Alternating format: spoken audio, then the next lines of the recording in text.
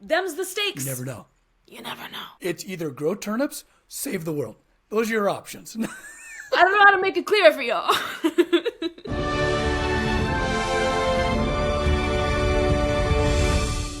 Hello, Middle Earthlings, and welcome to the only talk show created expressly for the artists of the Tolkien sphere, aka the makers of Middle Earth.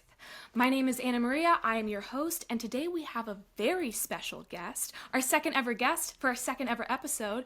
You have most assuredly seen him on your feeds, and if you haven't, fix your algorithms. He is inarguably one of the most skilled artisans of his chosen craft, and I will go as far to say, if the great craftsman of the Valar, Aule, were to be reincarnated into the body of a mortal man, I would have no doubt his spirit lives on in this guest. He's a blacksmith, a storyteller, a visual artist, and much more. He's also the homie, Max Randolph. Welcome to the show. Thank you for having me. This is such an honor. I'm so blessed to be here, and also far too many compliments. That was ridiculous. Aule, are you kidding me? I don't know how to tell you that you are the only viable candidate to house the spirit of Aule. I don't know what to tell you. Shh, it's a secret. Keep it safe. I'm blowing your cover. I'm blowing your cover in the mortal realm. This is the first time we're chatting outside the unpredicted party. Seriously, it's seriously so good to see you because, I mean, the absolute chemistry over the table, over the game table, was palpable. Actually being able to steal you away for a moment when you asked me to be here, I was like, hell yes, absolutely. For those of y'all who don't know, the Unpredicted Party is the Lord of the Rings TTRPG actual play run by the Don Marshall, and Beery is one of the many stars of that party. And I pop on every now and then as Arwen, but Beery, Max, who plays Beery, the dwarf, is one of the many stars. Honestly, they're almost inexchangeable. Like it's 100%.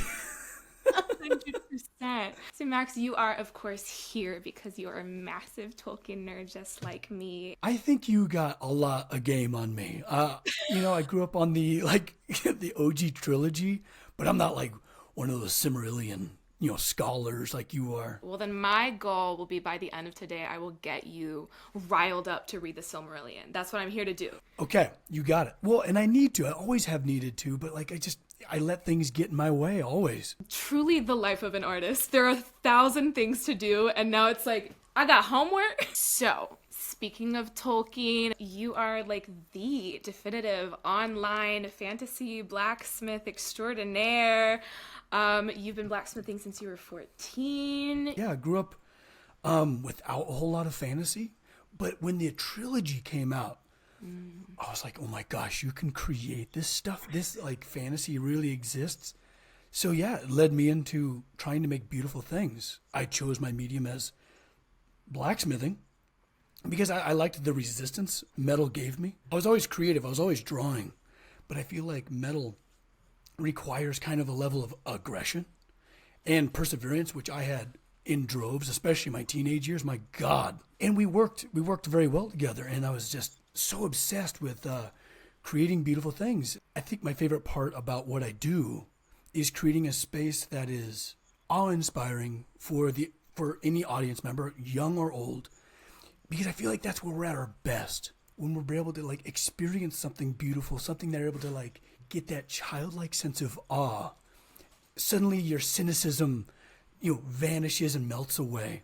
Suddenly you become a child again, and you're able to looking at the world with new eyes. And it's that moment that I try to recreate. This makes me think of a whole long-running take I've had about the theatrical world, where you see a lot of plays these days that are very stripped back, and it's a living room play, and it's no set, and blah, and I love that, and there's a time and place for that, but I'm similarly drawn artistically to the epic, and the scope, and the awe-inspiring, modern love stories have been, I think, dulled down so much to be, because there's something really beautiful about finding what's important about the ordinary, the day-to-day, but what happened to the ground shaking? What happened to the forest fire and I'm right there with you. There's awe in scale, and sometimes it could be infinite, like micro versus macro, you know what I mean?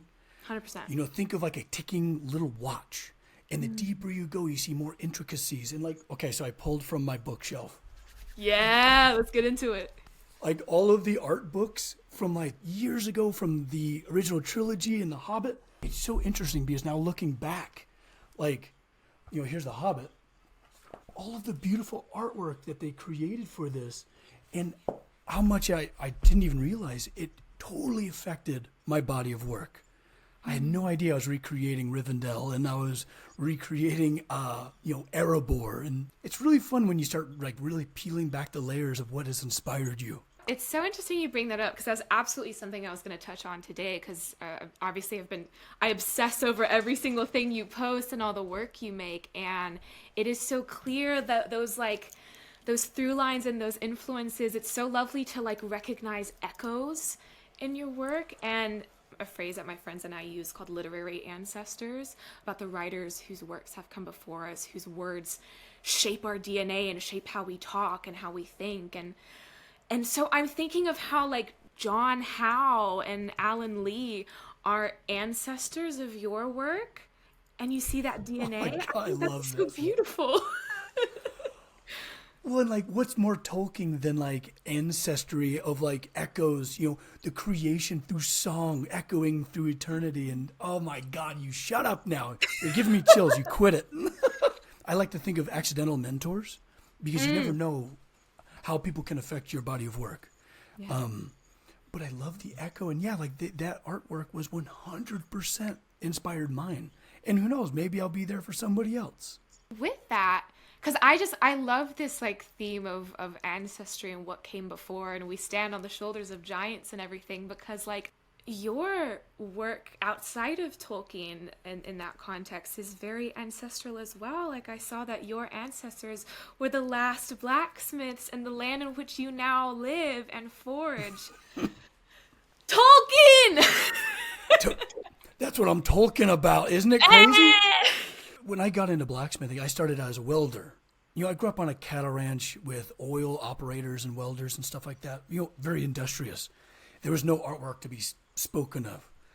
And my brother was a carpenter. And then I was like, well, I got to be a welder now if I'm going to be useful around here.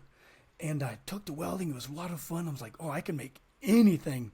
Then, of course, like on the side, I'd make swords and stuff. Just mainly grinding. But then I realized, oh my God, I can get this stuff hot. And then I could turn it into anything. Like I can take a huge bar of steel and forge it out through just absolute exertion, create a lovely little hummingbird, something delicate and beautiful that'll last forever. And then once I was I was hooked. And I took to it like fish to water. And then later on I found out, 5 generations ago, and I mean, that's how much is recorded. Who knows how much goes further back. But we came to this country as blacksmiths. So yeah, maybe it's in the marrow somewhere. Yeah. Funny how that ancestry doesn't lie at the end of the day. I think that's such a lovely thing. Very, very Tolkienian. You think Luthien, Arwen, you think Fëanor, Celebrimbor, the craftsman. You know what I mean? It's all there. Obviously, we feed into our work, and then our work feeds into us, and it's this like beautiful cycle. How have you noticed yourself changed by your practice? Oh, that's such a good question. So when I was a kid, I was super aggressive. Well, I was going through a lot. Like every kid has their story. I was going through a lot, and I would get it out by being physically aggressive. Like thank goodness I had football. I had 9 years of football, just being an absolute menace out there, and I was able to channel it. Thank goodness. I learned a lot of patience, and I think. To create outwardly, you have to turn inwardly first, right? I learned a lot of empathy and a lot of tools to kind of harness your like inner truth, being able to share, to be able to communicate, to share with others what you feel inside of you, your wonderful, beautiful, celestial microcosm that we all have inside of our heart and soul, and to be able to open those doors up and let somebody in, almost like, being in love, right? It's a very vulnerable position to open yourself up to that, to perhaps skepticism, to perhaps any level of critique. It's a very delicate matter, and I feel like you learn so much about yourself. You're in this like crucible, even before you even touch a piece of metal. That openness, I really do think is transformative. Like, I think about one of the first lessons you learn, like, as an actor in drama school is, like, you can't do anything if you're not soft, if you're not clay. My favorite acting teacher in school would have us do this whole visual exercise of conceptualizing our bodies as clay, so that if the rain patters on the skin, if we can be reshaped. And it's just, like, such a lovely thing that one, like, art demands one must be soft. That's so beautiful. See, I feel like I need to take an act. I'm not an actor. Very clearly, if you see any You beard. are. Folks, tune into the Unpredicted Party to watch Max be an actor. Do a terrible accent? Yeah. But I like to look on things the bright side because a lot of work went into that movie that everyone's trashing. You know, there's so many talented people that all put their hands in and were brave enough to create. So I like to really try to be an optimist when it comes to people's creativity. First of all, we all have to make garbage to get better, because you don't start making quality Girl. work. You really have to struggle through the slot in order to get anywhere. And so it's like, it's so good that people are making trash, because that means people are making, and people are on their journey to making something great. You get good at what you practice. Denzel said that. I'll never forget that. Is you get good at what you're practicing. Is if that's taking, playing it safe, if that's taking shortcuts, if it's not taking that risk and just kind of sitting back and criticizing the others that are actually taking that leap, that's what you're gonna get good at, make some crap. You heard it here, everybody. This is me. Yeah, this is me, Max Randolph, giving you permission to make some bad work. And we will applaud you for it, because you're making, and that's the hardest part. You're making. What would you say is the biggest artistic risk you've ever taken? Oh my God. There's been a lot. I'm going to use the Hobbit door, the rolling kaleidoscoping stained glass 10,000-pound Hobbit door for an example for a second. I remember being on the dig site when they were digging the hole. It's a Hobbit hole. It's underground. It's a beautiful $1 million wine cellar. Ooh. And I'm talking with the client, and he's like, I would like a Hobbit door. I'm like, let's make it roll. And he's like, you can do that? I'm like, hell yeah, I can. And you know what? I'm going to hand cut gears, and you could see them in this like fissure in the rock, and you're going to turn the crank, and it's all going to actuate right before your eyes mechanically, and it'll work forever. It'll be perfect. And you know what? I'm going to make a kaleidoscope with stained glass. And why not? Why not? I shut the door in my truck and like, what the hell have I just done? What have I promised? I have no idea how the hell I'm going to build this. And then I draw it up. I design it all in my head, in my personal AutoCAD. It works. And then I pretty much hand it to into my like workshop self. And then I receive an, you want me to build what? Constantly putting my own foot in my mouth. But taking those risks are good, because like if it works perfectly, and you played it safe, you probably learned one thing, that it works. But if it catastrophically fails in a giant trash heap of fire and brimstone, you learned a lot of stuff. So take those risks. And you know what? A lot of the times you're going to shock yourself with what you're capable of. Absolutely. It's all about the pushing. It's all about the stretching. Sam could have sat in that garden for his whole life. Those turnips, girl, them turnips, the Unbeatable. leeks, unbeatable. Farmer's market would never be the same again. But would he have saved the world? I think not. What we're saying is, do the thing and you might save the world. Them's the stakes. You never know. You never know. It's either grow turnips, save the world. Those are your options. I don't know how to make it clear for y'all. When was that light up moment for you as a kid where you realized that there was another way? There was always this dream, and there was always this internal tale. Like growing up in like, not only like a broken home, but like an abusive one, 2 abusive ones, but very different. So I had to kind of create an internal world to survive, where there was consistency, where there was safety. I knew from the beginning, it was, how do I bring this out there? And that's always been the dream. And every piece I'm able to create is kind of like this little nugget, this little artifact I'm able to bring back from my personal Middle Earth, my Narnia, And I feel like we all have that inside of us.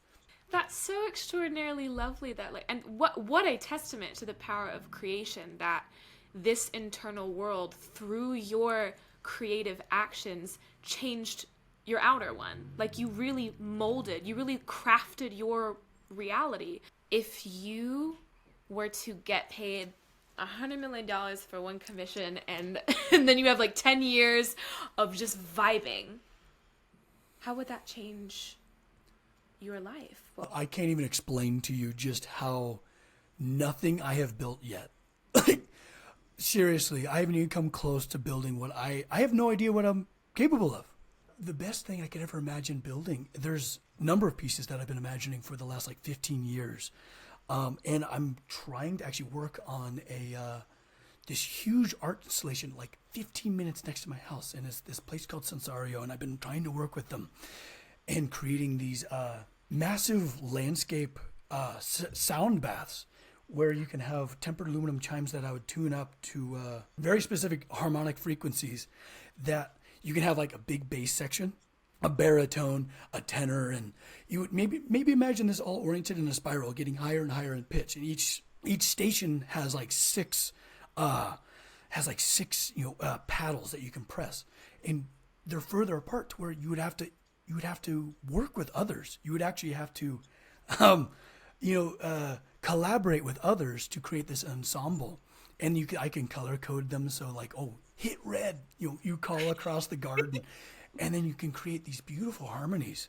I want to get people to work together. I would love for people without common language to work together to create music. Oh, and also puzzles.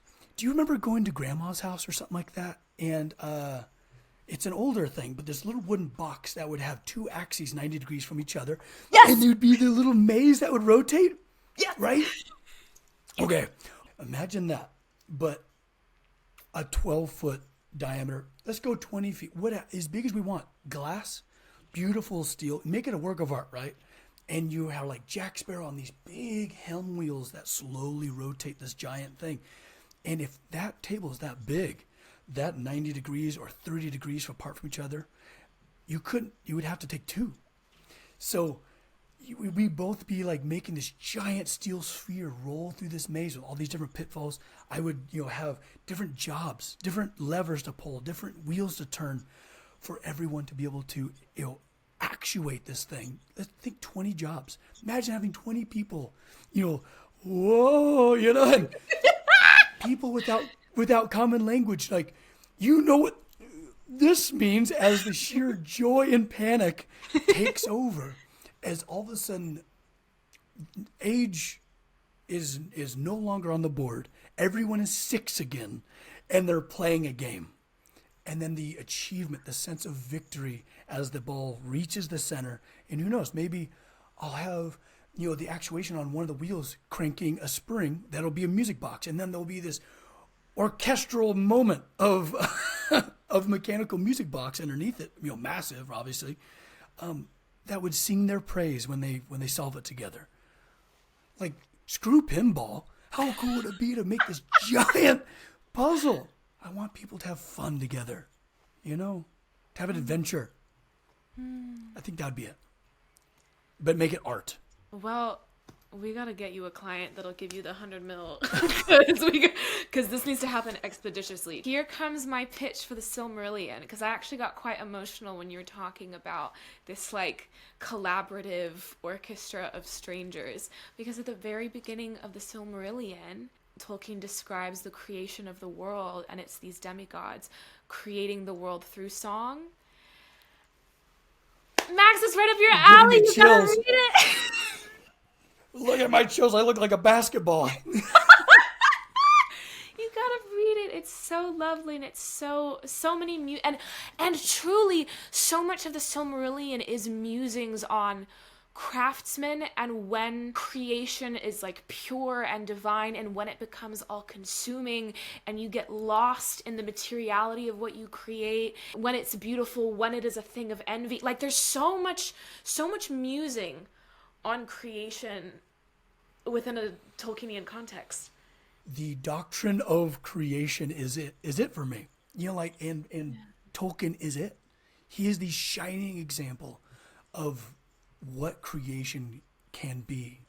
And also the how interesting, how dark creation can be. What some creations can lead to. It's really beautiful, Max. It's really good stuff. It's really good stuff. I need to listen to it. I have to, just for my own soul. As a musician and just a lover of music, just in general. Pause. Are you a musician? Yeah. Yeah. Who was going to tell me? Well, I play a bunch of weird instruments. The Anglo concertina. Love to play acoustic bass. I used to be a part of like a 3-piece acoustic little ensemble. We used to play like original compositions. Also, the Great Highland bagpipes. I play the heck out of those. Incredible. That's so cool. That's the only instrument I'm actually classically trained in. I was in a 19-piece bagpipe band, full drum corps, everything, all kilted up. It was good years. Well, now for my last question, which may be the hardest one. I don't know. Maybe it'll come easy. It gets harder? Pulling out the doomsday button here. Here we go. Maybe it'll be easy. Maybe I think it's different for different people. If you had to articulate it, what does being an artist mean to you? Oh, this is easy. This is an easy one. Well, first of all, it means the world to me. It means everything to be an artist because I feel like I am being my truest self. I feel more myself than I ever have in my entire life. I feel like we spend most of our life trying to be somebody else. And then when you finally succumb to your own creativity is when you finally have the allowance to finally at last be you. Unapologetically. Artistry as liberation. I can't imagine a more lovely or Tolkienian sentiment than that. Well, folks, you have heard the most gorgeous sentiments, words, thoughts, feelings from the one, the only Max Randolph today. Max, if you would like people to support you, where can they find you? Oh, that's so kind of you to say. You can find me anywhere. Max Randolph Studios. You know, that's my website, that's my Discord, that's my YouTube, every other social media platform. And if you want to learn how to blacksmith yourself or be a part of tea time every Sunday morning, I have a Patreon.